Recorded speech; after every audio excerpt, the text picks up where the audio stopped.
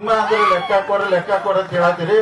ಲೆಕ್ಕ ಎಲ್ಲಾರು ಕೊಡೋಣ. ಯಾಕಂದ್ರೆ ಪ್ರಜಾಪ್ರಭುತ್ವದಲ್ಲಿ ನಾವು ಕೆಲಸ ಮಾಡ್ತೀವಿ. ಸಾರ್ವಜನಿಕ ಕೇಳುವಂತ ಹಕ್ಕು ಇರ್ತೈತಿ. ಎಲ್ಲಾರು ಕೇಳ್ಬೋದು. ಎಲ್ಲಾನು ಲೆಕ್ಕ ಕೊಡ್ತೀವಿ. ಶುಗರ್ ಫ್ಯಾಕ್ಟ್ರಿ ನಮ್ಮ ಎಲ್ಲ ಕೊಡ್ತೀವಿ.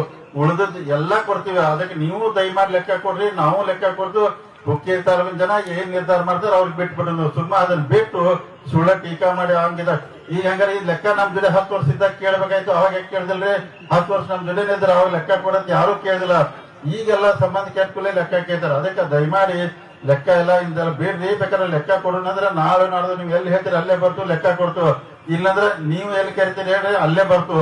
ನೀವು ಕೊಡ್ರಿ. ಈಗ ಇಲೆಕ್ಷನ್ ಮೊದಲೇ ಕೊಡೋಣ. ಇಲೆಕ್ಷನ್ ಆದ್ಮೇಲೆ ಅಂದ್ರೆ ಅವಾಗೂ ರೆಡಿ. ನಾವು 1 ರೂಪಾಯಿ ಲೆಕ್ಕ ಕೊಡ್ತು. ಯಾಕಂದ್ರೆ ನಾವ್ ಏನ್ ಮಾಡಿದ್ವಿ, ಘಟಪ್ರಭು ಶುಗರ್ ಫ್ಯಾಕ್ಟ್ರಿ ಏನ್ ಮಾಡಿದ್ವು, ಇಲ್ಲಿದ್ದಾಗ ನಡೆಸಿದಿರ್ಬೋದು ಅಥವಾ ಸತೀಶ್ ಅವ್ರ ಫ್ಯಾಕ್ಟ್ರಿಗಳು ಇರ್ಬೋದು, ನಮ್ ಉದ್ಯೋಗಗಳು ಇರ್ಬೋದು, ಎಲ್ಲಾನು ಲೆಕ್ಕ ಕೊಡ್ತು.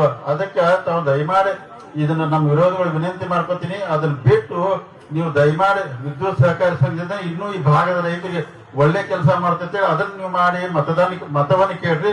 ಜನ ಯಾರಿಗೆ ಆಶೀರ್ವಾದ ಮಾಡ್ತಾರೋ, ಯಾರು ಸ್ವೀಕಾರ ಮಾಡ್ತಾರೋ ಅವ್ರು ನಾವು ಆ ಪ್ರಕಾರ ಒಪ್ಕೊಂಡು ಅದನ್ನ ಅಂತಿಮವಾಗಿ ಎಲ್ಲಾ ಮತದಾರ ನೀವು ಏನ್ ನಿರ್ಧಾರ ಮಾಡ್ತೀರೋ ಅದನ್ನ ನಾವು 2 ಪಾರ್ಟಿ ಸ್ವೀಕಾರ ಮಾಡ್ಬೇಕಾಗ್ತದೆ.